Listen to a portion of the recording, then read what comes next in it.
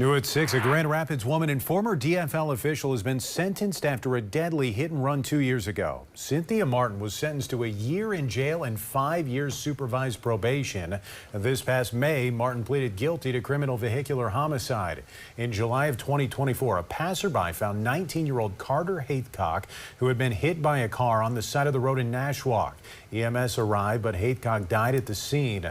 The next morning, Martin called 911 and said she thought she might have hit an owl or a turkey the night before, but continued driving home. Investigators said Martin's car was heavily damaged, and data showed that she slammed the brakes 1 second before the crash.